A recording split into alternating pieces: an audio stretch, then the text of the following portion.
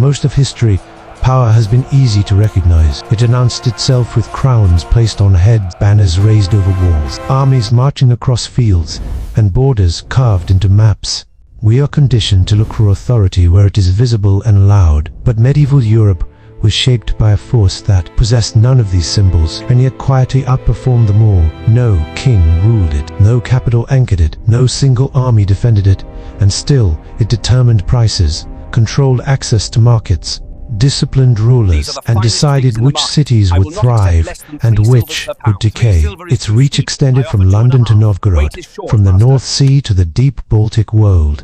It was not an empire, it was a network, and its power came from an insight most rulers had not yet grasped. If you control trade, the territory will eventually bend to you. To understand how the Hanseatic League emerged, it is necessary to discard the romantic image of medieval Europe as a land of stable kingdoms and orderly authority. In reality, the centuries following the collapse of Roman rule were defined by fragmentation and uncertainty.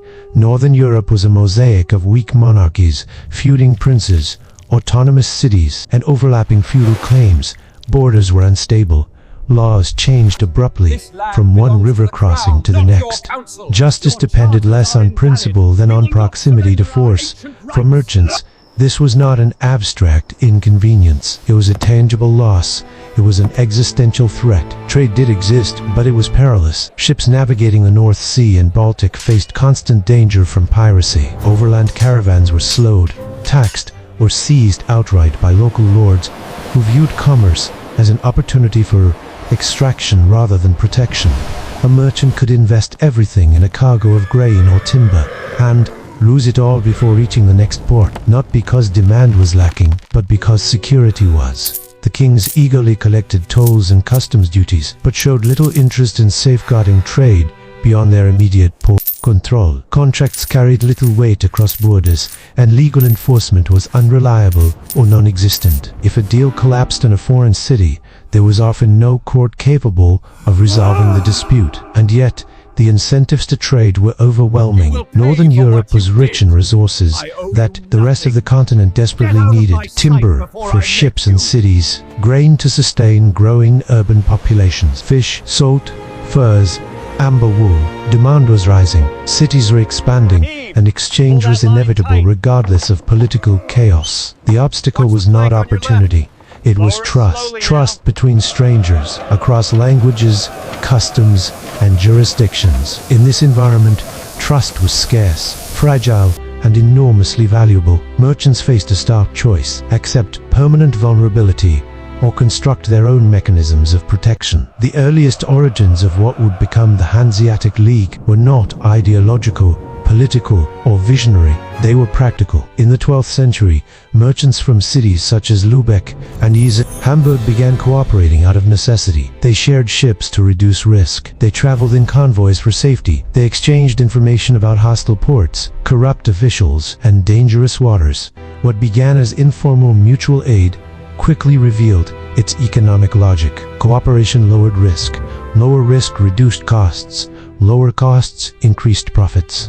And once merchants recognized that collaboration produced better outcomes than rivalry, the logic became self-reinforcing. Over time, these informal relationships solidified. Cities that welcomed and protected merchants gained access to goods, capital, and information. Cities that did not find themselves bypassed, trade routes ceased to be determined solely by geography and increasingly reflected trust. Trust clustered around specific ports and towns. Lübeck, positioned between the Baltic and inland Europe, emerged as a critical hub. Hamburg connected river systems to the North Sea.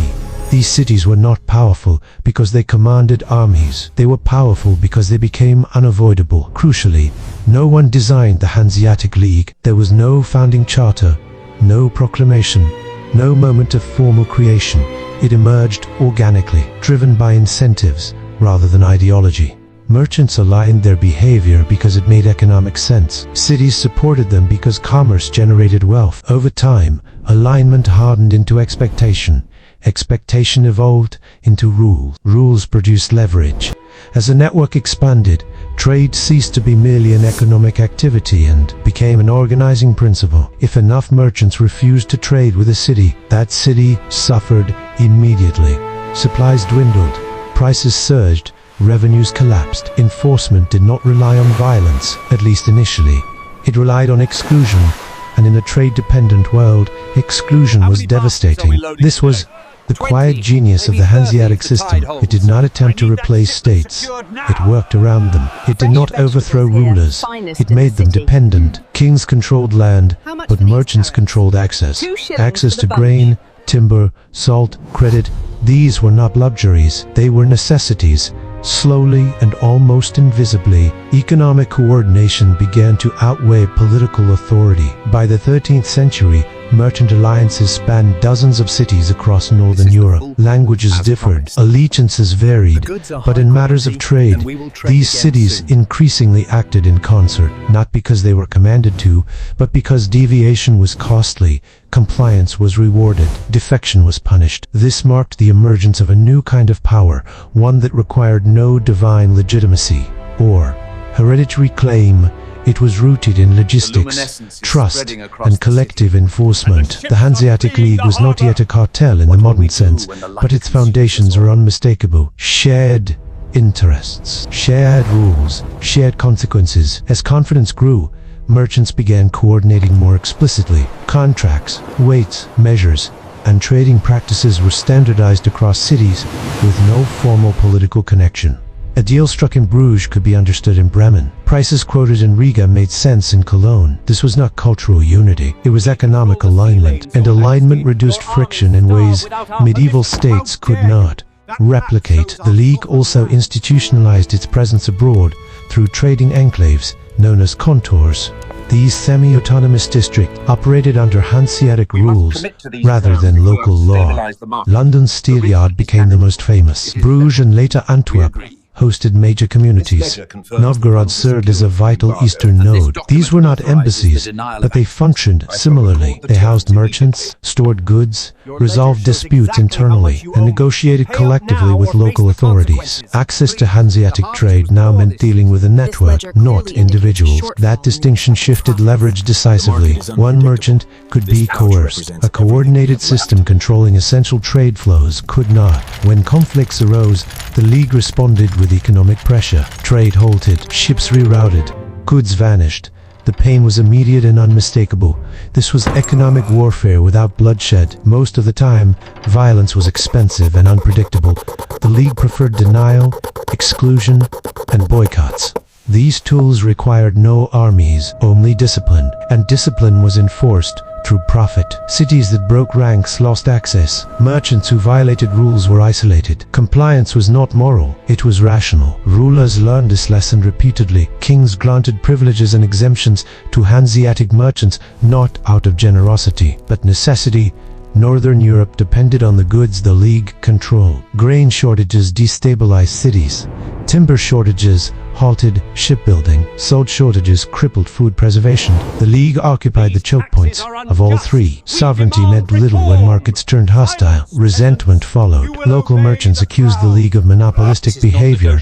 Rulers bristled at its autonomy. These accusations were not unfounded. The League fixed prices, restricted access, and coordinated supply. By modern standards, it behaved like a cartel. The difference was that no authority existed strong enough to regulate it. And here lies the uncomfortable truth. The League did not become powerful through conspiracy or corruption. It became powerful because it solved problems no one else could. In a world without reliable states, it provided reliability.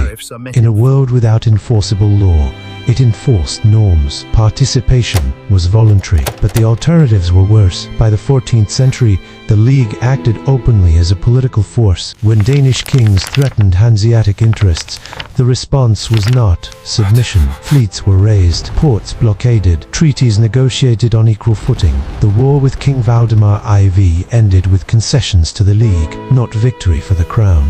A network of merchants had compelled a monarch to renegotiate. On paper, the League appeared fragile. No capital, no treasury, no permanent military. Meetings were irregular and contentious, and yet it endured for centuries because its strength came not from centralization, but alignment. The League functioned less like a state and more like a market organism. It adapted, rerouted trade, shifted hubs, absorbed shocks. Cities rose and fell, dynasties collapsed, borders moved. The system persisted, but adaptability carried a cost. Over time, the League became conservative. Rules that once enabled growth resisted change. New competitors emerged. Atlantic trade expanded. States centralized authority, built navies, enforced law, and issued credit on a scale merchants could no longer outmaneuver. Indefinitely, the Hanseatic League did not collapse in a single moment. It faded as incentives shifted and alternatives emerged. But its lesson remains. Power does not require sovereignty. It requires coordination. Armies are not essential if access is controlled. Ideology is unnecessary when incentives enforce compliance. The Hanseatic League ruled not by decree, but by necessity, and that remains one of the most durable forms of control history has ever produced.